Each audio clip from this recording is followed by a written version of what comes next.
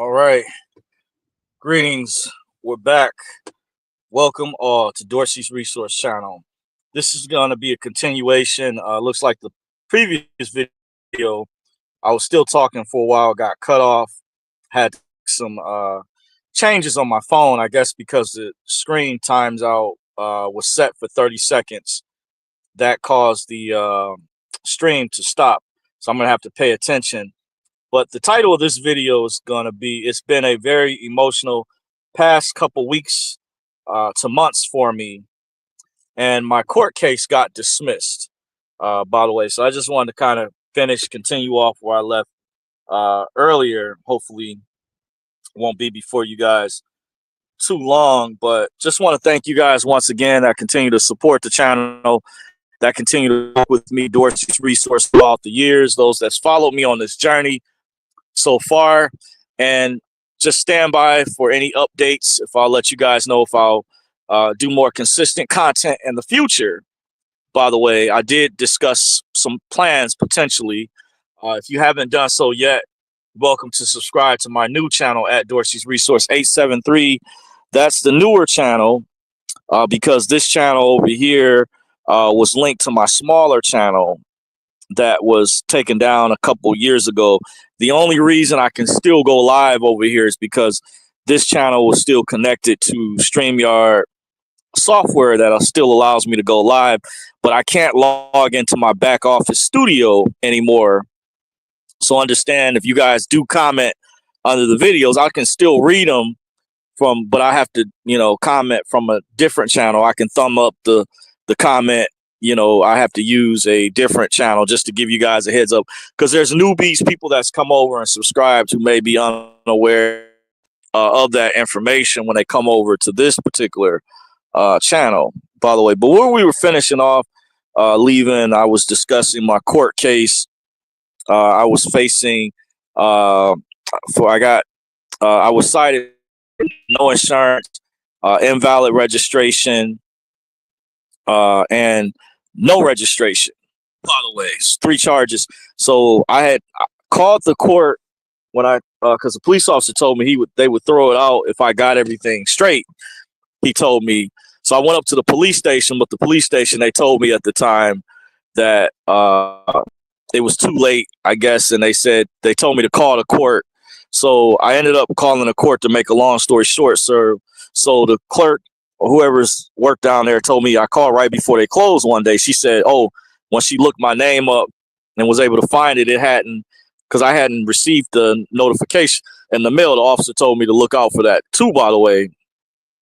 But he did give me the citation, so I didn't see the notification show up. So I did call the court, and she said, you're going to have to pay a big fine for at least some of those charges. So I didn't know what to expect. That's why I was emotional. I was scared, but I was just happy. The judge, she dismissed the charges. I didn't use any of the sovereign stuff, by the way, in case you guys are wondering. I had a friend on Telegram that was trying to convince me to, and my plan worked out. I prayed about this. I said, I'm not risking it because it's so close to other things taking place that I didn't want to risk. But I just decided to try something different this time. I've done different things in the past where I've used, you could say, sovereign remedies, or I won't go into details about that. But this time I just decided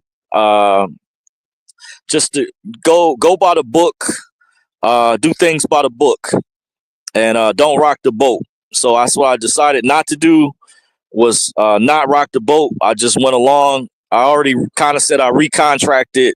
By the way, the judge was nice. She was cool. She did acknowledge briefly, because I know they're very busy with the amount of people they're dealing with, by the way. And I just ended up going with the court-appointed attorney, which I wasn't sure. I was thinking about hiring an attorney on the outside to deal with this matter, basically, because a friend of mine told me he drives for rideshare. He overheard a passenger on the phone with a lawyer was mentioning to a client, I guess, that if they paid them $2,000, they would make the charges go away. So I just went along with the court-appointed attorney. They were cool. They went over that. I showed the required documents. I didn't know. I've never done. This was only my second time ever doing a Zoom hearing, and first time ever for a pretrial hearing. So I didn't know what to expect. I admit I was nervous. I was, scared about it. I didn't know what to expect. So I said, I'm not trying to rock the boat. I just decided to go along, and it worked out. The case is dismissed, by the way, from what was stated. So we're good so far. I was very emotional about that afterwards that morning because I had to hearing I had to be was scheduled by 9 o'clock a.m. by the way, and this time it wasn't like my first hearing. I had to wait a lot longer. By the way, so things worked out. I'm happy that turned out the way that it did because I didn't know what to expect as these coming months, and that was this past Thursday. In case you don't know, then the following day, Friday, by the way, I had a situation basically with my job, my employer. I was actually on the verge of either quitting or almost got fired, by the way. But I have been kind of at a crossroads at a certain point because I actually almost quit earlier this year. I was like really close a couple times actually. I was explaining to a relative, I think, but I'm trying to make sure I have something else lined up in a way, and they were going over, about the money that this particular account, because I guess they have these things, these events in the summer, and I'm not really a people person. I don't like really working events. I admit that's why I don't. Like I told the office manager, that's the one who I got into it with. That I don't like working. That's why I don't work prisons. I don't work hospitals. I don't do nightclubs. I've done nightclubs years ago in the past. I did executive protection, there was part of event security. I saw former NBA player Rasheed Wallace used to play for the Pistons in person. I saw DJ Kid Capri years ago. I worked at Opera House back in 2004. By the way, I remember hearing about the supermodel years ago. This is how I knew who Melissa Ford was, because I remember years ago my landlord, who I did security with, was bragging that he was going to get the guard Melissa Ford, and some other famous people were coming in town at the time for some type of event. That was kind of back in the day. We're talking about this going over 20 years ago now. By the way, time flies by fast. So I was kind of adamant. So I was that kind of took a lot of my energy, by the way, because I've just been frustrated. But they were harping on like, oh, this account pays more money, this, that, and other. And I said, I actually have enough money, to quit. But it's kind of like, you may not want to jump into your stash, by the way, which I'm very disciplined when it comes to money, by the way. But it is for what it is. Just wanted to let you know. I've been always straight up with you guys. I've been punching the clock all the years I've been doing the YouTube videos. I also, as my channel, my smaller channel was taken down, a friend of mine thinks that it's because of some of the things I talked about and I have gone over. I know some of you, my subscribers, warned me years ago as I brought this up. Thank you guys that contacted me by email and told me that my channel was being basically shadow banned. I don't know how you guys could tell, but you guys mentioned that to me that a while ago my channel was being shadow banned and I wasn't getting the type of views I was supposed to get. And I heard about stuff like this was happening with a lot of people out there. So because I've had to go through, it's a lot to endure as a content creator, micro influencer throughout the years.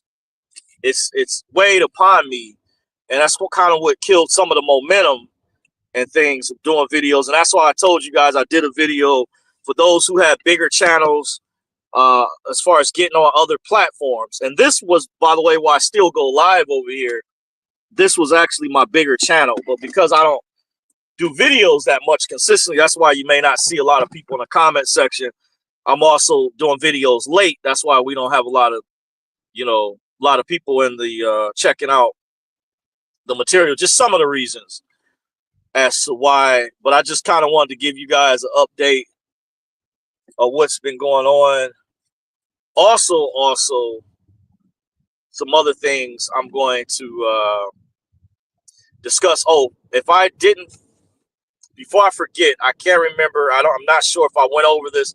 The previous video I just did got cut off earlier, by the way. I just decided to delete it and just redo this video altogether. Like I said, this has been a very emotional past couple weeks and past couple months, and very interesting year so far. And I want to say, first of all, if I didn't do this already, rest in peace to Ananda Lewis.